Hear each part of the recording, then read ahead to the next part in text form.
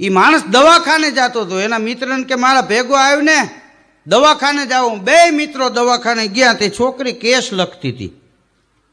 Case લખતી હતી ને એ છોકરીએ પૂછ્યું જૂનો કેસ કે નવો. આમાં એવું હોય કે નવો કેસ હોય તો 300 રૂપિયા હોય અને જૂનો કેસ હોય તો 200. છોકરીએ પૂછ્યું જૂનો કેસ કે નવો, તો ભેગો ગયો તેને કોણી મારી. જૂનો કે તો કે જૂનો કેસ. તે છોકરી બિચારી આખી ફાઇલ જોઈ આખા મહિનાની. એ કે 1 મહિનામાં આ ફાઇલમાં ક્યાંય તમારું નામ નથી, તમે કહો છો જૂનો કેસ. તો ઓલો કે હું ખોટું બોલું છું, તારાથી કાગળ ક્યાંક મુકાઈ ગયો હોય, સાહેબને ફોન કર. તે કાઉન્ટર ઉપરથી અંદર રિંગ મારી. બોલો. એ કે આ ભાઈ આવ્યા જૂનો કેસ કહે છે અને આ 1 મહિનામાં એનું ક્યાંય નામ તો નથી, આખી ફાઇલ મેં જોઈ.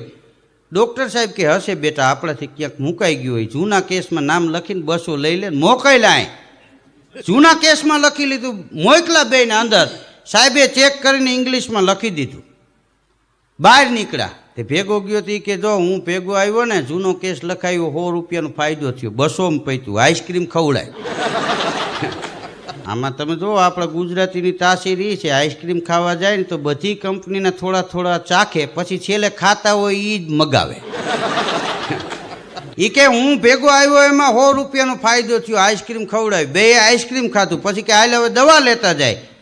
તે ડૉક્ટરે ચીઠી આપી હતી, મેડિકલ સ્ટોરવાળાને આપી દવા આપો. તો આમ ચીઠી વાંચીને મેડિકલ સ્ટોરવાળો કે દવા નથી લખી, સાહેબે લખ્યું છે બહુ ખાસ વાંધો નથી, જૂની છે એ ચાલુ રાખજો.